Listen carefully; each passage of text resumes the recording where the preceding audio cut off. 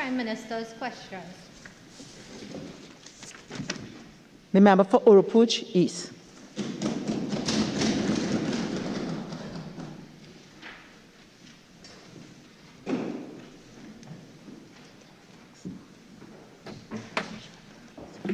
Thank you.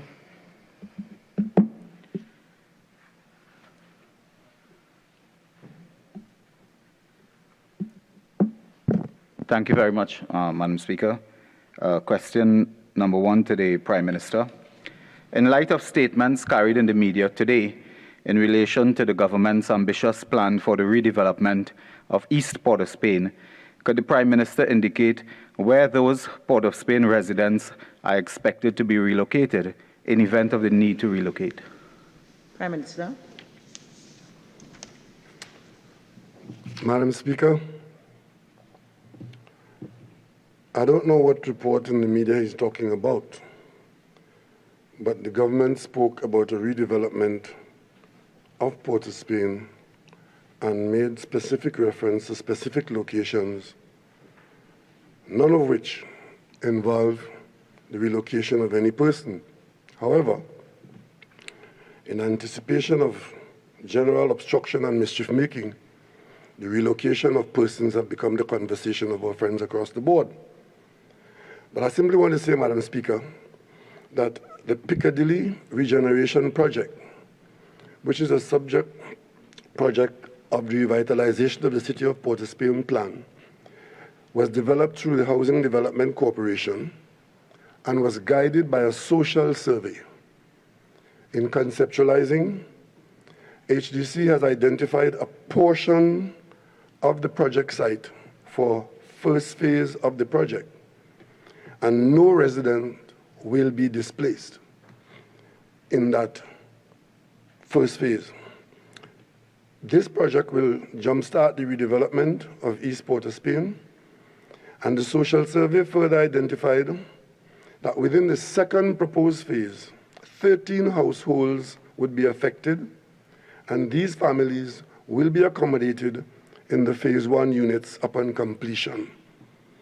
It is anticipated that a rolling process will occur with the relocation with the subsequent phases, and therefore, Madam Speaker, there ought to be no anxiety or unmanageable issue with respect to the relocation of persons who would be impacted by the slum clearance and regeneration in East Port of Spain. Member for Oropouche. Prime Minister, in light of that response, could you indicate 1 or 2 or possibly 3 of the projects being planned as part of this entire regeneration and redevelopment of East Port of Spain? Prime Minister. Madam Speaker, at the public consultation with respect to the regeneration, I personally and other spokespersons did indicate specifically where those projects would be.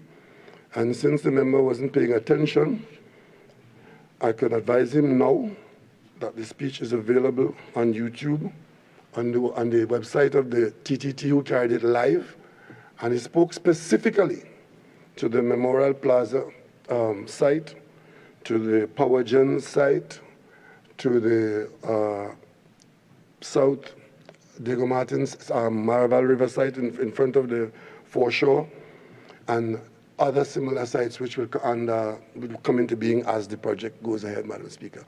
So those are the specific ones mentioned, but I'm sure that others will arise as we progress. Supplementary. Thank you.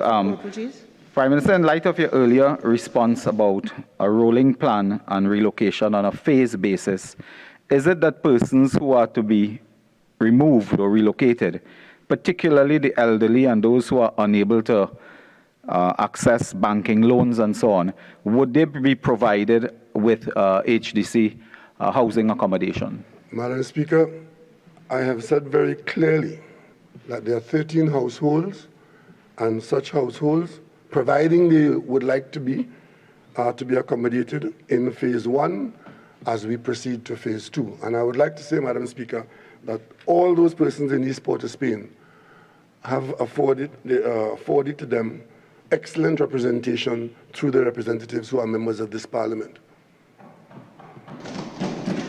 And Supplemental. could the Prime Minister indicate to the House, while citing the various localities and locations for development, what are the specific projects planned per site?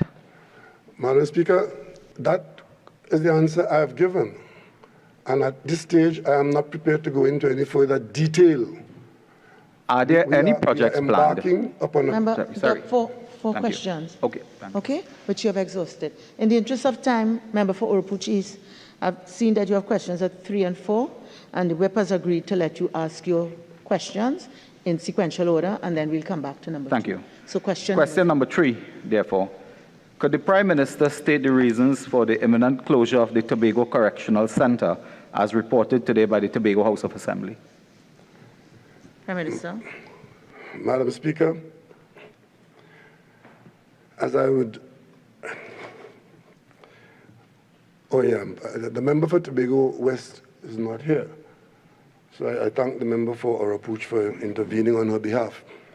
There were no more current COVID-19 positive inmates in Tobago, because it was an outbreak of COVID-19 in the prison that had caused that temporary arrangement to be made.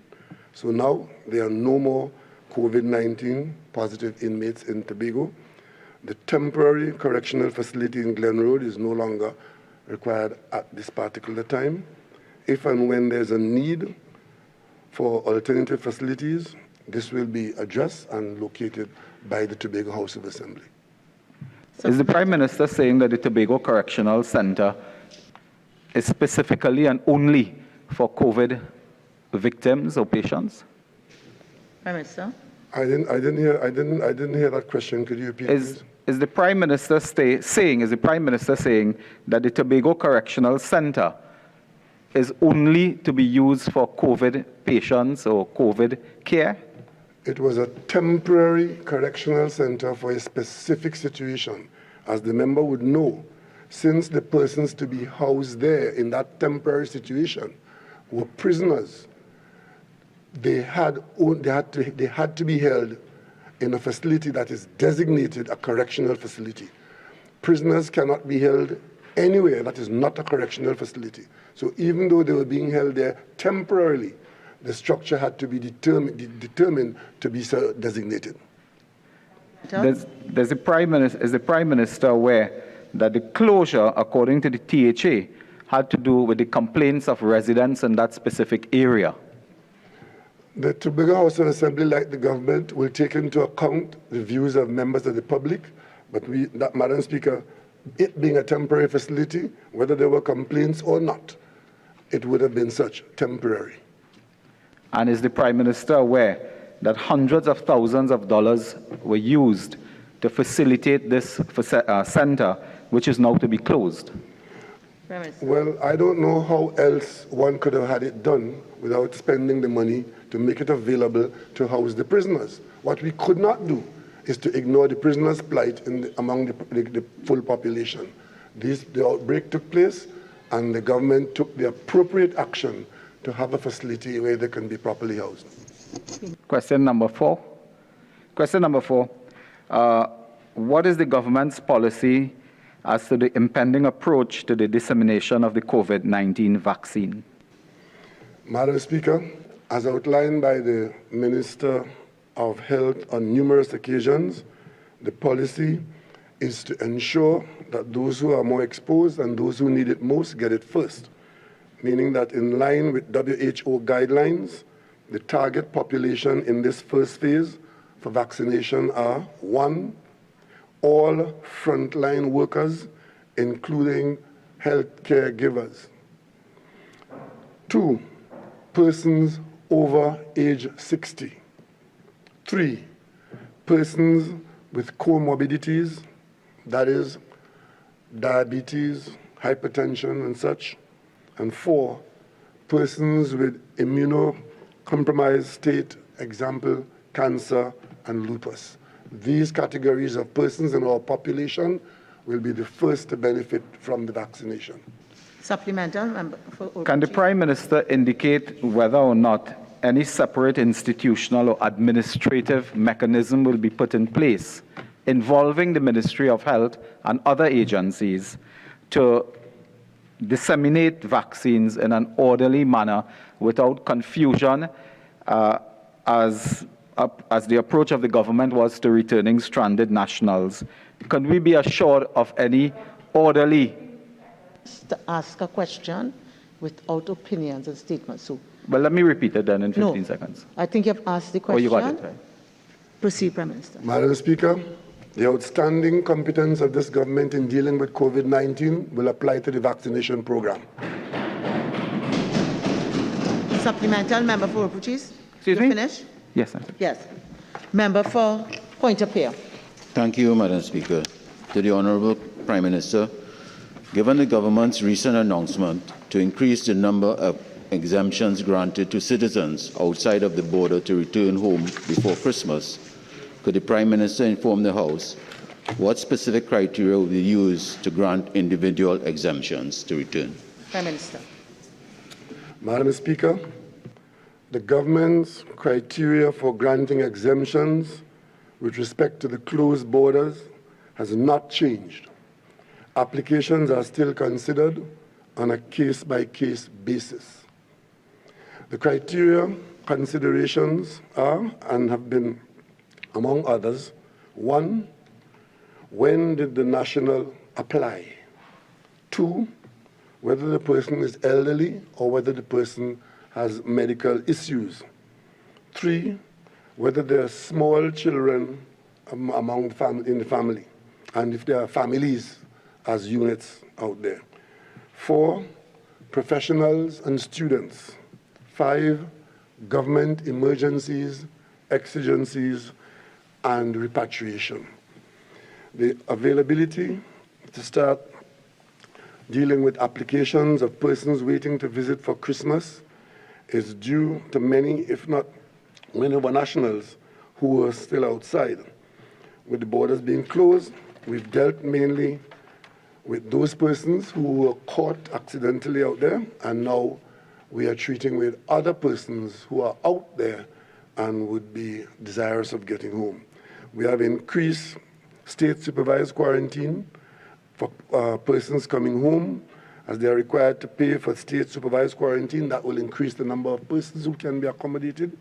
So increased space is available to accommodating over and above those who get the free state quarantine, those who would like to pay for their own quarantine in designated areas, and those arrangements are in place and already announced.